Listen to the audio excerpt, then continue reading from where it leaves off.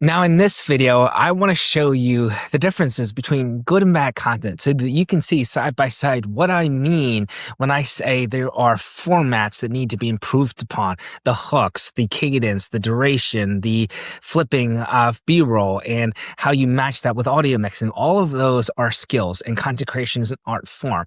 And even better yet, what I'm going to do is actually show you students that I've worked directly with so that I can speak to exactly how we've walked them from where they started, having minimal content experience, to blowing up themselves and delivering upon really, really high quality content. And again, the way that I describe it, which isn't just production level, it's the ability to actually meet the audience where they are, and their viewership proves this point, right? When they were doing certain formats before and then they started to change it based on what I've told them, then they've gotten much better engagement, right? That's the goal. So Maggie is phenomenal. She was an awesome person to be around, and I want to show you a video of hers that she made before joining the VIP cohort. And as we walked her through the next steps, you will find how cool this experience really is, because she came to me with inspos of other creators that she looks up to that probably you guys would also be able to recognize. And then you'll see the outcome of the work that we've done together. This is her before. Her, I won't say bad content, but her content before she was working with me. The second common pitfall of carrying out an EDA project or any portfolio project that matters not telling a story. When a hiring manager chooses to click on your portfolio website, each project really only gets a few seconds of attention, if at all. So make sure that you have a clear header for each section and that your storytelling is compelling and well organized. This means you want to have a short paragraph on your background stories, where you find your data, what question you're trying to answer. You want to present your findings with visualizations, not too many, usually 2 to 4 is more than enough. Make sure you have actionable insight. And there's no doubt that she knows what she's talking about. She's an expert in this space, but it doesn't necessarily mean that format is algorithmically favorable, meaning that she had 134 likes on this, meaning that she had very small amounts of views on it altogether.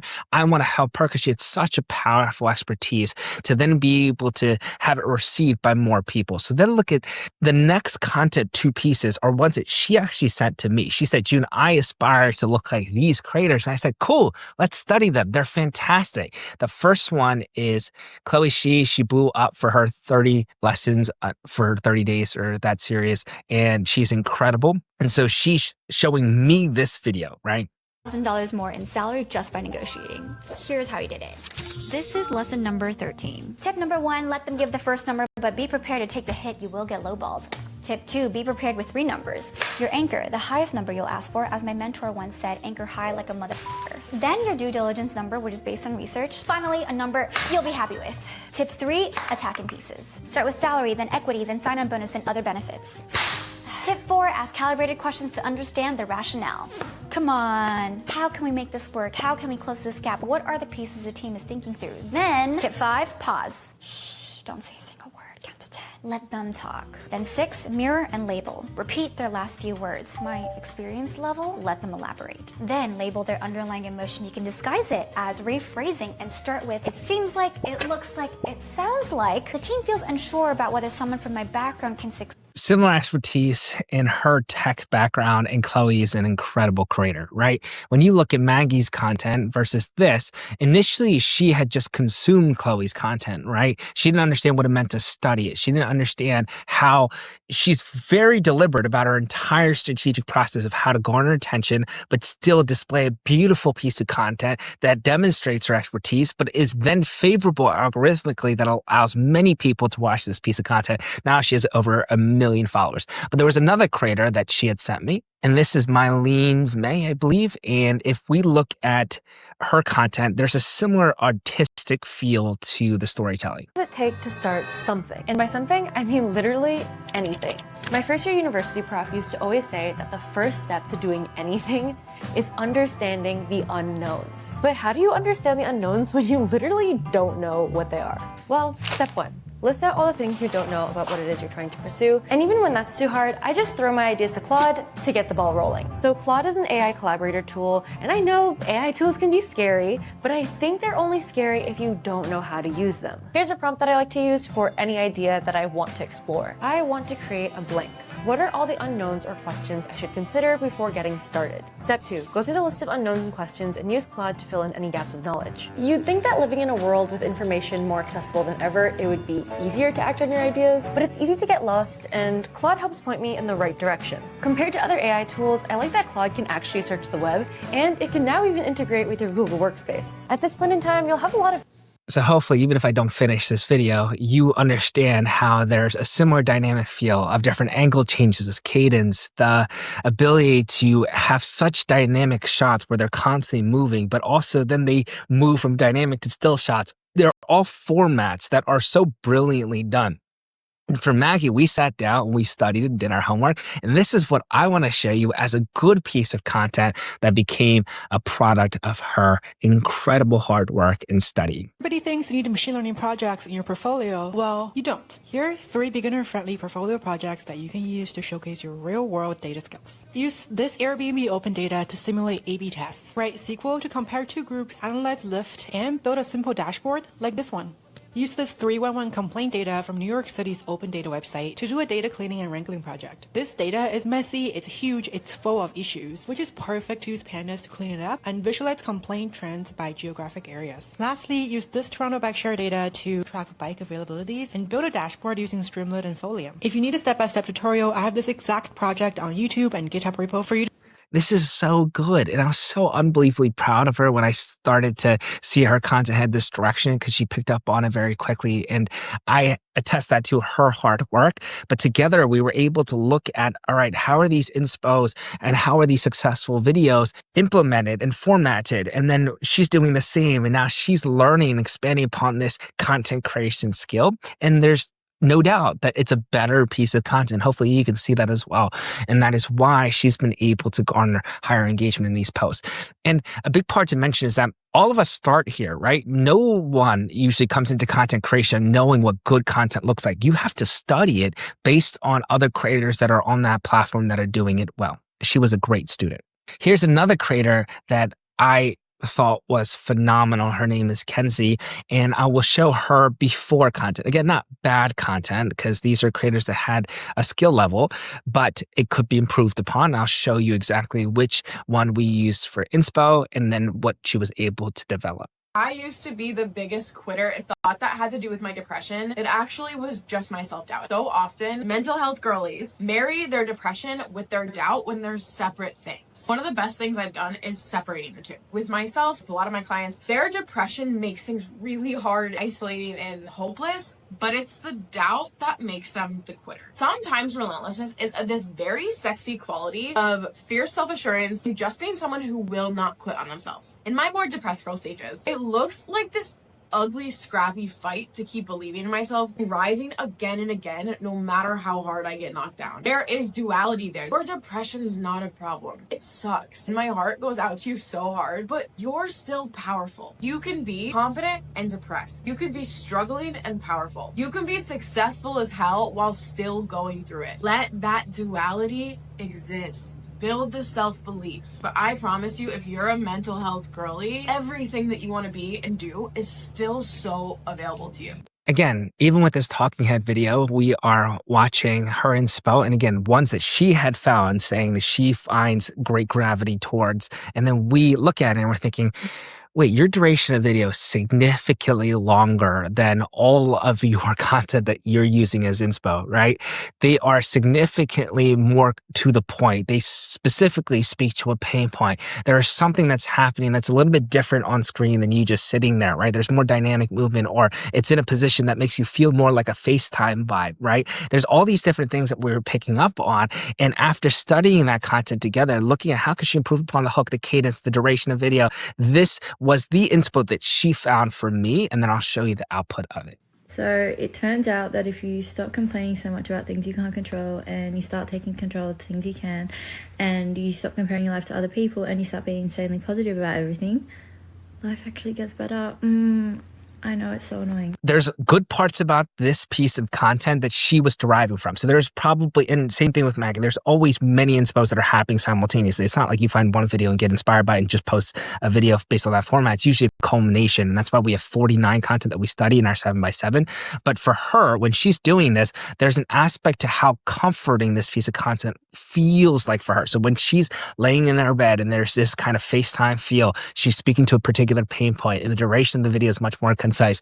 Look at how Kenzie was able to take that. You treated May like a 1-month experiment. If you dropped all the weird rules that you've built in your head and just put on a month-long alternative, the version of you that's confident, that's self-assured, stays cool, calm, collected. Because I promise you, hesitation and fear will waste another year faster than 1 month of failure ever could. This isn't about forcing results in a month. It's about building that confident muscle till it actually feels like it's yours. You can repeat the last 4 months of 2025, but nothing changes if nothing changes. Just try it in May. How cool. Like, how much better is that? The duration, the concise point, the way that she was able to deliver upon it with the different angles, the hook, the ability to do this text hook on screen that makes it so enticing. What is this 1 month experiment? And wow, this feels very much casual, like versus something else that felt a little bit more put together. This is much more digestible, and it blew up. And not only that, she actually posted this for every single month following, and it's done phenomenally well each time. She's so good at it now that she's studied creators that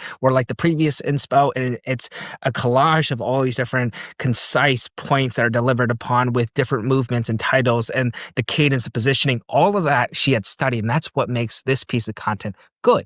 Now I'm going to just go through a before and an after so that I don't have to go through all of the long-winded what inspos did we look at in between. But I want to highlight those first two to showcase exactly how I work with our students. Now, China is one that's incredible as well. And I actually want to just give a quick shout out to him if he's watching this. But he was such an incredible student. He would show up every single time to my calls early. He would greet me. He would not only be so attentive, he would do the assignments, he'd do them on time, and then he would ask for follow-ups. Then he would encourage the other students. He was someone that I was so easy to root for. It was so easily coachable. And this is to show you that if you have that same type of energy, even watching this short form content playbook, you have an opportunity to win. He has an awesome attitude. And now he's at 10,000 followers, which is crazy. When he first started, he was at, I believe, like 1,000 followers, barely creating good content, not having any content experience. And this is what he was creating before. And I'll show you immediately what we worked on afterwards. Yeah.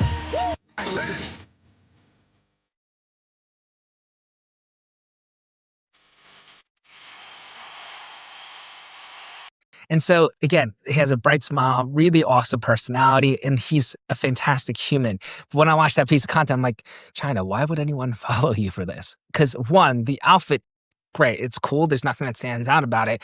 But more importantly, that video itself has no real value or meaning to it, right? Why would somebody swipe down and look at your content piece and think that your outfit is so much better than the other person that has like $1 million outfit on that's one swipe away, right?